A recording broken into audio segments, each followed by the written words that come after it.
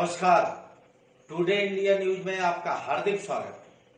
मैं हूं आपके साथ अरुण श्रीमान। आज के इस बुलेटिन में चर्चा होगी राजनीतिक गलियारों की, सामाजिक और आर्थिक खेल हलचलों की। चलिए सबसे पहले नजर करते हैं आज की सुर्खियों पर। महोबा उत्तर प्रदेश का एक छोटा जिला इसके शानदार इतिहास के लिए प्रसिद्ध है। यह अपनी बहादुरी के लिए जाना जाता है। वीर आल्हा और उदल की कहानियाँ भारतीय इतिहास में इसके महत्व को परिभाषित करती हैं। ऐसे कई स्थान हैं जो कि पिछले समय के जीवंत गौरवपूर्ण क्षण बना सकते हैं। महोबा बुंदेलखंड क्षेत्र में भारतीय राज्य उत्तर प्रदेश में स्थित एक शहर है। महोबा खजुराहो, लव कुशनगर और कुलपहाड़, चरखारी, कालिंजर, ओरछा और झांसी जैसे अन्य ऐतिहासिक स्थानों पर निकटता के लिए जाना जाता है। महोबा का नाम महोत्सव नगर से आता है, अर्थात महान त्योहारों का शहर। वाणिज्य परंपरा शहर के 3 अन्य नामों को संरक्षित करती है: केकईपुर, पाटनपुर और रतनपुर। यहाँ पर गोरख पहाड़ी पर पवित्र रामकुंड और सीता रसोई गुफा का अस्तित्व राम के दौरे के लिए बहुत महत्वपूर्ण जाना जाता है।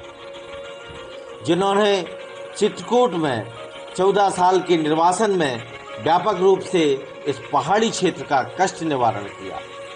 महोबा का नाम महोत्सव नगर महान त्योहारों का शहर है, जो चंद्रबेरम या नन्नू का यहाँ चंडीला राजवंश के पारंपरिक संस्थापक द्वारा स्थापित किया गया था। वाणिज्य परंपरा शहर के 3 अन्य नामों को सुरक्षित करती है, जैसे केकापुर, पातानपुर और रतनपुर। कहा जाता है कि उनके नाम त्रेता और द्वापर युग में मौजूद हैं। गोखले पहाड़ी पर पवित्र रामकुंड और सीता रसोई गुफा का अस्तित्व भगवान राम की यात्रा के लिए बहुत बड़ा माना जाता है। जिन्होंने चित्रकूट में 14 साल के निर्वासन में व्यापक रूप से इस पहाड़ी का क्षेत्र का इलाज किया। महोबा को राजपूतों के गहरावार और प्रतिहार कबीले द्वारा आयोजित किया गया था। चंदेला शासक चंद्रवर्मन, जो मड़ियागढ़ के पन्ने के जन्म स्थान पर थे, इसे प्रतिहार शासकों से लिया और इसे अपनी राजधानी के रूप में अपनाया। बाद में बागपति, जेजा, विजय शक्ति और रहला देव उसे सफल रहा। बाद के चंदेला शासकों में, जिनके नाम विशेष रूप से स्थानीय स्मारकों से जुड़े हैं, विजयपाल ने विजय सागर झील का निर्माण कराया। कीर्तिवर्मन ने कीरत सागर टैंक और मदन वर्मन ने मदन सागर बनवाया। आखिरी प्रमुख चंदेल शासक परमारदेव यानी परमाल थे, जिनके नाम अब भी अपने 2 जनरलों आल्हा और उदल के वीर कर्मों के लिए लोकप्रिय हैं, जो कई युद्धों के मालिक हैं। कभी जगनिक राव ने अपने लोकप्रिय वीर कप्ता आलखंड के माध्यम से अपने नाम अमर रखे। इसे देश के हिंदी बोलने वाले लोगों के माध्यम से पढ़ा जाता है। 1860 ईस्वी में ईस्ट इंडिया कंपनी के एक अंग्रेज अधिकारी श्री विलियम बाटरफील्ड ने गाथा गीत से बहुत प्रभावित किया था। इसे इन्होंने ले आप आल्हा के शीर्षक के नाम से अंग्रेजी में अनुवादित किया था, जिसे Oxford university press of England द्वारा प्रकाशित किया गया था। महोबा की भव्यता का एक प्रमुख ग्रंथ है, जिसमें जैन पाठ प्रांत कोश है, जो अपनी भव्यता को संदर्भित करता है, जिसे केवल समझा जा सकता है और वर्णित नहीं किया जा सकता। राजर्षि के देवता या परमाल का राजवंश के 15 शासक महोबा के पतन का साक्षी था। 1882 में परमाल और दिल्ली के राजा पृथ्वीराज के बीच विसंगतियां थीं, जिन्होंने परमरा द्वारा पूरा करने या आत्मसमर्पण करने के लिए कुछ शर्तों का अल्टीमेटम दिया था। महोबा का जब्त कर लिया और जिनके जनरल चौधरी राय ने भी रानी मल्हा के कजली जुलूस पर आश्चर्यजनक हमला किया, जो कि रक्षा सहायक टैंक से रक्षाबंधन दिवस पर कजली पूजा की पेशकश कर रहा था। एक गंभीर लड़ाई में महोबा योद्धा उदल ब्रह्म रणजीत और अभाई महिला का बेटा ने हमले को खारिज कर दिया और चांद राय को पचपड़ा में अपने बेस शिविर में भागना पड़ा। कजली पूजा के परिणाम स्वरूप अगले दिन मनाया गया और इस परंपरा को भी तारीख तक पालन किया जाए। तीसरा दिन को एक विजय दिवस के रूप में मनाया जाए और भगवान शिव को धन्यवाद देने वाली पूजा बुखार पहाड़ी पर गजंतक शिव की मूर्ति के लिए की जाती है। बाद में चौहान राजा पृथ्वीराज ने बाबर भाइयों आला और उदल द्वारा बहादुर लड़ाई के बावजूद महोबा को पकड़ लिया। महोबा के अन्य योद्धा उदल ब्रह्म मलखान सुरखाड़ देवा और तला सैयद आदि ने अपने जीवन को नीचे गिरा दिया। युद्ध परमार को विजेता के हाथ में महोबा को छोड़कर कालिंजर को पीछे हटना पड़ा था। पृथ्वीराज ने अपने थानापति 5 जून राय को अपने प्रशासक के तौर पर नियुक्त कर लिया। कुछ साल बाद उन्हें परमाल के पुत्र समरजीत ने बाहर निकाल दिया। हालांकि चंदेल शासन ने अंत में की शुरुआत नहीं रोकना पड़ा।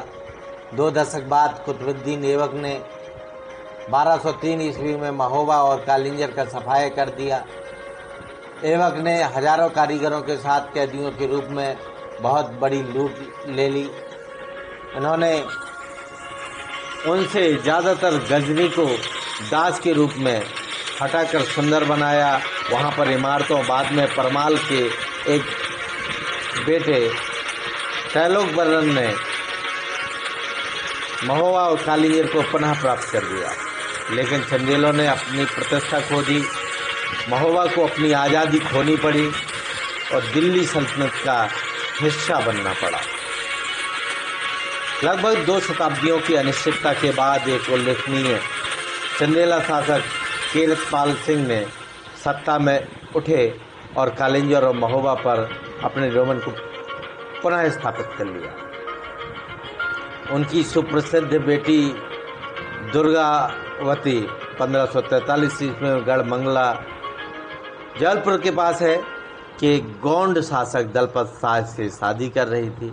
बाद में कीरतपाल सिंह ने शेरशाह सूरी के साथ बहादुरी से संघर्ष किया, जबकि 1545 ईस्वी में कालिंजर किला का बचाव किया। हालांकि शहंशाह ने एक लंबे युद्ध के बाद किले पर कब्जा कर लिया, लेकिन किले पर अंतिम हमले के निर्देशन में विस्फोट में मारे गए। रानी दुर्गावती के कामों का विवरण सबसे गौरवशाली है। राजा दलपत शाह की मृत्यु के बाद और 1564 में एडी ने मुगल राजा अकबर की असभ्य आक्रामकता का विरोध किया, जिसकी जनरल आसिफ खान ने गारी के क्षेत्र में कब्जा करने के लिए गढ़मंडला को अपनाया। रानी ने बहादुर लड़ाई दी, लेकिन युद्ध क्षेत्र में उसकी जिंदगी खो दी। अकबर की आक्रामकता पर दुर्गावती ने और चांद बीवी जैसी महिला शासकों ने उदार शासक के रूप में अपनी छवि को धूमिल किया। चंदेल अवध के बाद महोबा का इतिहास अस्पष्ट हो जाता है। यह दिल्ली के सुल्तानों के शासक काल के अंतर्गत था। स्थानीय परंपराओं का वर्णन और भाइयों गोंड और खंगार परिवारों के सहयोगी जिन्होंने समय समय पर अपना प्रशासन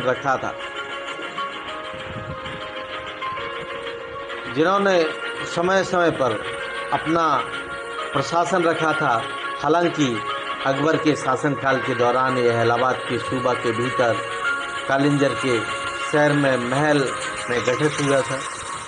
एन अकबर के अनुसार इसके पास 82,000 बांधों का क्षेत्र था, जो मुगल दरबार में 12,000 पान जिसे बेटल पत्तियों के अलावा 40 से 42,000 से अधिक धर्माओं का राजस्व उत्पन्न करता है। महोबा अपनी चतुर्पत्ति की खेती के लिए प्रसिद्ध है। जब से पहले चंदेला शासक चंद्रवर्मन ने इसे अपनी राजधानी के रूप में अपनाया था। मुगल काल के दौरान महोबा के राजस्व आकलन पड़ोसी महल की तुलना में एक उच्च स्तर की समृद्धि का सुझाव देते हैं। बाद में छत्रसाल बुंदेलखंड के उदय के साथ महोबा अपने दम पर पारित कर दिया, लेकिन प्राप्त करने में असफल रहा और इसे पूर्ण अनुष्ठान नहीं मिला। 17वीं पंचवर्षीय छत्रसाल में स्वतंत्रता की घोषणा की और औरंगजेब के खिलाफ कड़ा विरोध किया। वह स्थापित एक बुंदेला रियासत और बहादुर शाह मुगल को बुंदेलखंड नामक क्षेत्र में अपने सभी अधिग्रहण की पुष्टि करनी थी। फारूक शेर के शासनकाल के दौरान छात्रावासों का पुनरुद्धार तब हुआ जब उनके जनरल मोहम्मद खान बंगश ने 1729 ईस्वी में बुंदेलखंड पर हमला किया और वृद्ध शासक छत्रसाल को पेशवा बाजीराव पेशवा से सहायता प्राप्त करना पड़ा। उनके मराठा में 70,000 पुरुष शामिल थे। इंदौर से मारे गए और महोबा में डेरे डाले, जिन्होंने जैतपुर, बेलाताल, मुरारी और कुलपहाड़ आदि पर कब्जा कर लिया। नवाब बंगश ने सेनाओं को घेर लिया। पेशवा ने जैतपुर, मुरारी और सलारपुर आदि के घने जंगल में अपनी सेनाओं का विनाश करके नवाब के ऊपर एक कुचलने की हार की। इस सहायता के लिए छत्रसाल अपने प्रभुत्व की 1/3 मराठा कैथपन को सौंप दिया। इस भाग में महोबा, श्रीनगर, जैतपुर, कुलपहाड़ आदि शामिल थे।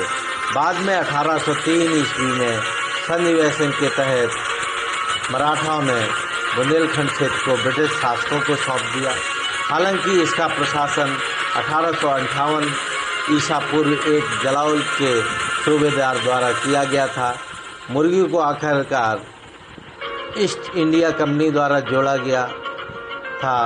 महोबा को हमीरपुर जिले में उपविभाजन का मुख्यालय बनाया गया था। इसके बाद का इतिहास 1857 ईस्वी के पहले स्वतंत्रता संग्राम में स्थानीय विद्रोह को छोड़कर अनियंत्रित, जब ब्रिटिश उप डिविजनल मजिस्ट्रेट श्री कार्नी को पलायन करना पड़ता था और निकटवर्ती चरखारी संपत्ति में शरण लेने की थी, जिसे राजा रतन सिंह ने स्थापित किया था। झांसी की रानी ने राजा के इस विश्वासघात से नाराजगी जताई और अपने सामान्य तात्या टोपे को चरखारी पर हमला करने और श्री कार्ने पर कब्जा करने के लिए नियुक्त किया। राजा रतन सिंह ने आत्मसमर्पण किया और तात्या टोपे के साथ एक संधि में प्रवेश किया। महोबा तब विद्रोहियों के शासनकाल के अधीन था। ब्रिटिश जनरल वार्लोक ने ब्रिटिश शासन को हराया और बहाल किया। उन्होंने बड़ी संख्या में स्थानीय विद्रोहियों को गिरफ्तार कर लिया और कुछ प्रमुख व्यक्तियों को झीलों पर झुटलाया, जो कि हवेली दरवाज़ा कहलाया जाता है। इन विद्रोहियों की स्मृति को मनाने के लिए अब शहीद मेला का आयोजन किया गया। महोबा के पास एक आइए जानते हैं महोबा के ऐतिहासिक स्थानों के बारे में। पहला है रहलिया का सूर्य मंदिर। 12वीं सदी में बना यह सूर्य मंदिर राजा राहुल देव बर्मन द्वारा बनाया गया था और इसे विश्व का सबसे पुराना सूर्य मंदिर कहा जाता है। इस प्राचीन मंदिर की बनावट और इसमें इस्तेमाल किए गए पत्थर की चमक देखने लायक है। यह न ही हमारी प्राचीन सांस्कृतिक धरोहर का प्रतीक है, बल्कि इस मंदिर से महोबा के पर्यटन विभाग को भी काफ़ी फायदा होता है। इस मंदिर के पास में एक सूर्य कुंड भी मौजूद है, जहां लोग स्नान करने आते हैं और ऐसा माना जाता है कि उस कुंड का पानी कभी नहीं सूखता। जो अगली बार आप इस सूर्य मंदिर के दर्शन करने जाइएगा तो सूर्य कुंड का लुत्फ उठाना मत भूलिएगा। इसके बाद आता है महोबा की प्रसिद्ध देवी माँ चंद्रिका का मंदिर। महोबा स्थित माँ चंद्रिका देवी का मंदिर भी हिंदू प्राचीन इतिहास का एक प्रतीक है। यहाँ मौजूद माँ चंद्रिका की मूर्ति के दर्शन करने दूर दूर से लोग आते हैं। नवरात्र के समय इस मंदिर की रौनक देखने योग्य होती है। यहाँ आने वाले श्रद्धालुओं का मानना है कि हजारों वर्षों पुराने इस मंदिर की दीवारें नवरात्र में अपने आप रंग और रोशनी बिखारने लगती हैं। लोग कोई भी नया काम शुरू करने से पहले भी यहाँ माथा टेकने और चंद्रिका देवी मंदिर का आशीर्वाद लेने आते हैं और ऐसा माना जाता है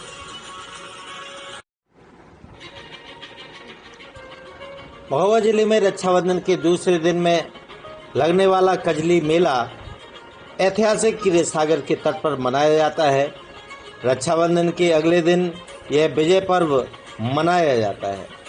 उसी दिन इस मेले का भी आयोजन होता है और लोगों का ऐसा मानना है कि दशकों पहले रक्षाबंधन के दूसरे दिन इसी तट पर महोबा के वीर अलाउद्दीन ने दिल्ली के पृथ्वीराज चौहान को युद्ध में हराया था, जिसके बाद से हर वर्ष यहाँ कजली मेले का आयोजन होने लग गया। कजली मेले में आपको बच्चों से लेकर बड़ों तक के लिए हर प्रकार के सामान मिल जाएंगे।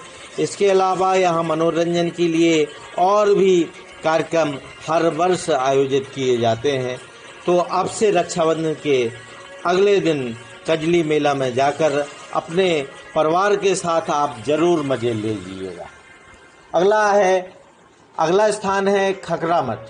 महोबा में मौजूद 1000 वर्षों पुराना खकरा मठ वैसे तो खंडहर में तब्दील हो गया था, लेकिन हाल ही में जिला प्रशासन ने इस मठ को वापस से इसकी चमक लौटाने के लिए कदम उठाए हैं। मदन सागर के बीचों बीच बने खकरा मठ की सुंदरता लोगों को दिखाने के लिए प्रशासन ने एक फ्लोटिंग ब्रिज का निर्माण कराया है, जिसकी मदद से पर्यटक पानी के बीच से सुंदर नज़ारों का लुत्फ उठाते हुए खकरा मठ तक पहुंच सकेंगे। इस जगह आप ग्रेनाइट के पत्थरों को वो खूबसूरत नक्काशी का आनंद उठा सकते हैं, जो आजकल के ज़माने में कम ही लोगों को देखने को मिलती है। महोबा के मशहूर मंदिरों में स्थान है विजय सागर पार्क। महोबा के इन मंदिरों और प्राचीन इमारतों से हटकर यहाँ एक और प्रसिद्ध स्थान है विजय सागर पार्क। पक्षी बिहार के नाम से भी मशहूर है और यह विजय सागर नामक झील के किनारे स्थित है। इस पक्षी बिहार की असल खूबसूरत देखने के लिए यहाँ सुबह सुबह लोग आते हैं।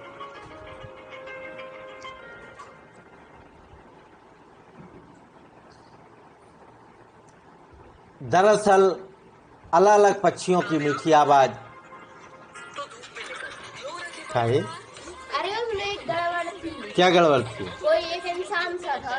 हाँ, वो बोला कि थोड़ी देर बाद तो तुम सामने हो के प्रभु ऐसे हाथों से सामने कर क्या करो हैं? तू बता ही तो था। ये लिख दिया करो एक कागज। क्या? थोड़ी जब तक वो निकल जाएगा तब तक हम लोग चलो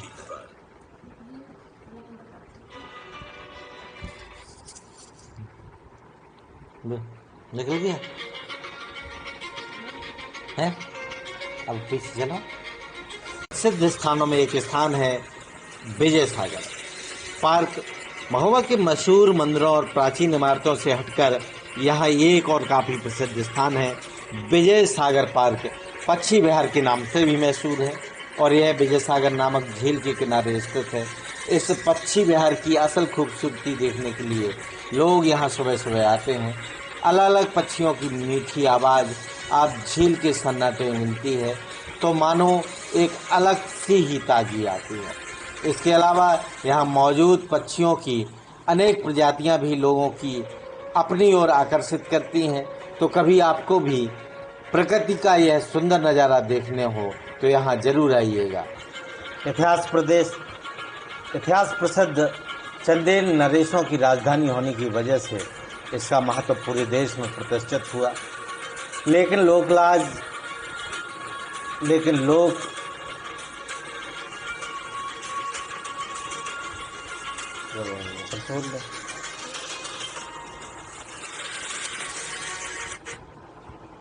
इतिहास प्रसिद्ध चंदेल नरेशों की राजधानी होने की वजह से इसका महत्व पूरे देश में प्रतिष्ठित हुआ।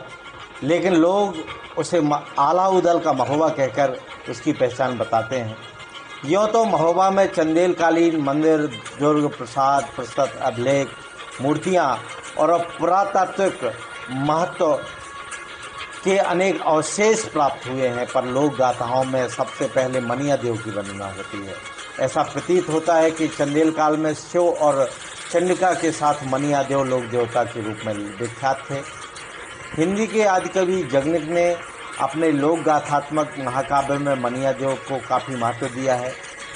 प्रश्न उठता है कि ये मनिया देव कौन थे। इतिहासकारों में बहुचर्चित मत B.A. स्मिथ का है, जिसके अनुसार महोबा के मनिया देव को मनिया देवी माना गया है और उन्हें चंदेलों की कुलदेवी कहकर चंदेलों की गोंडों को आर्यकृत वंशज सिद्ध किया गया है। छतरपुर जिले में छतरपुर पन्ना मार्ग पर चंदनगर ग्राम में मनियागढ़ नाम का एक दुर्ग है जो एक ऊंचे पर्वत पर अवस्थित है। पहले वह गौंड शासकों का गढ़ था, बाद में चंदेलों के इतिहास प्रसिद्ध 8 दुर्गों में से एक रहा है। आर्कियोलॉजिकल सर्वे रिपोर्ट भाग 7 पृष्ठ 44 पर पुरातत्ववेत्ता J.D. बेंगलोर ने लिखा है कि एक छोटे से सादा मंदिर के अवशेषों में हाथ में तलवार लिए एक स्त्री की मूर्ति मिली थी। उसने उस मूर्ति को ब्राह्मणों की पार्वती और गोंडों की अश्लील नग्न स्त्री प्रतिमा का समन्वित रूप कहा है। साथ ही उसकी मान्यता है कि वह गोंडों द्वारा पूजित देवी से अधिक भिन्न थी। इस स्थिति में एक प्रश्न अनायास खड़ा हो जाता है कि उस स्त्री प्रतिमा का नाम मनिया देवी कैसे पड़ा। मेरी समझ में मनियागढ़ के एक मंदिर में मिलने से उसे मनिया देवी नाम से अभिहित किया गया था, वरना बेंगलर या कनिंगम के पास कौन सा ऐसा प्रमाण था जिससे वे उस मूर्ति को मनिया देवी कहते।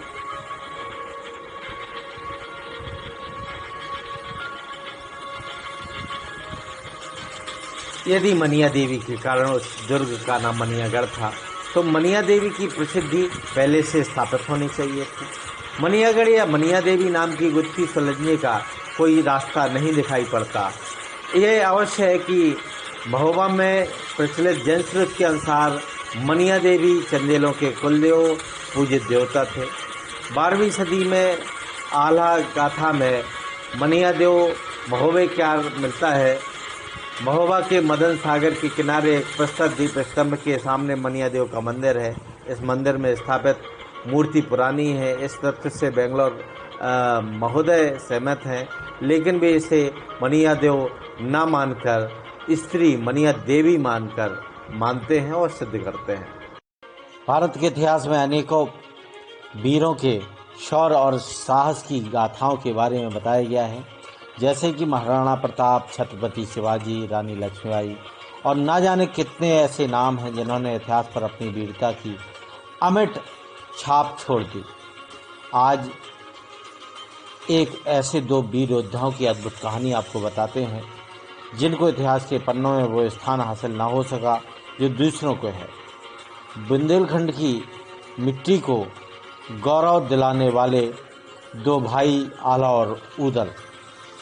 महुआ की धरती के लिए हमेशा जाने जाने वाले आला और उदल अपनी गौरव गाथा को अपने अंदर अपने वीरता की, बलिदान की एक कहानी को बनाते हैं। बुंदेलखंड का जन जन आज भी चटकारे लेकर गाता है। बुंदेलखंड की सुनो कहानी, बुंदेलों की वाणी में, पानी धार यहाँ का पानी, आग यहाँ की पानी में। बड़े लड़ैया महोबे वाले जिनसे हार गई तलवार। आला और उदल का इतिहास 12वीं सदी में बुंदेलखंड के महोबा के दशरथपुरवा गांव में जन्मे ये दोनों भाई बचपन से ही शस्त्रों के ज्ञान और युद्ध कौशल में निपुण होने में लगे थे। आला और उदल भाइयों की वीरगाथा आज भी बुंदेलखंड में गाई जाती है। आला उदल दशराज तथा माता देवल दे के पुत्र थे। आला उदल चंद्रवंशी क्षत्रिय बनाफर राजपूत योद्धा थे। आला माँ देवी के उपासक थे।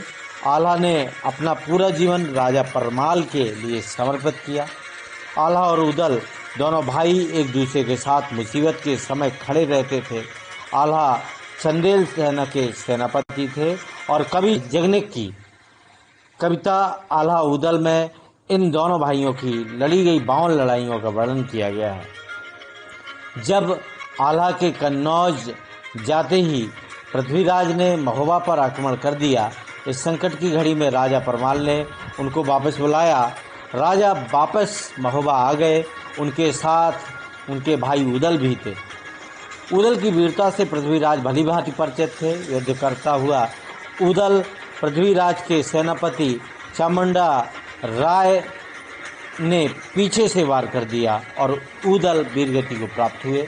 यह सुनकर उनका भाई आला बिजली की तरह पृथ्वीराज की सेना पर टूट पड़ा। आला उदल थे माँ दुर्गा के भक्त। आला माँ दुर्गा के परम भक्त थे और कहा जाता है उन्हें माँ की तरफ से पराक्रम और अमरता का वर मिला था। आज भी मैहर में माता शारदा के मंदिर में रात 8 बजे की आरती के बाद साफ सफाई होती है और फिर मंदिर के कपाट बंद कर दिए जाते हैं। इसके बावजूद जब सुबह मंदिर को खोला जाता है तो मंदिर में माँ की आरती और पूजा किए जाने के सबूत मिलते हैं। आज भी यही मानता है कि माता शारदा के दर्शन हर दिन सबसे पहले आला और उदल करते हैं क्योंकि उन्हें अमर होने का वरदान था। इसलिए बुंदेलखंड के कुछ लोग आज भी मानते हैं कि आला जिंदा है। बुंदेलखंड के युवा सुना रहे आलाखंड लोक कवि जगनिक द्वारा लिखित एक वीर रस प्रधान काव्य है जो परमाल रासों का एक खंड काव्य माना जाता है। आलखंड में आला और उदल नामक दो प्रसिद्ध वीरों की 52 लड़ाइयों का रोमांचकारी वर्णन है जिससे अब महोबा बुंदेलखंड के युवा देश के विभिन्न हिस्सों में अपने नवरस म्यूजिकल बैंड के साथ सुना रहे हैं। आला और उससे जुड़े तथ्यों के बारे में देश को अपने गायन के माध्यम से सुना रहे हैं। राष्ट्रीय मंचों से भी आला और उदल की शौर्य गाथा का वर्णन गीत के द्वारा किया जाता है। कजली मेला का यह समय जब आता है तो निश्चित ही जगह जगह पूरे बुंदेलखंड में बुजुर्ग लोग बैठ कर के आला उदल का गायन करते हुए आला के प्रसिद्धि, आला की महानता का वर्णन करते हैं। खबरों में बस इतना ही। देखते रहिए टुडे इंडिया न्यूज 24।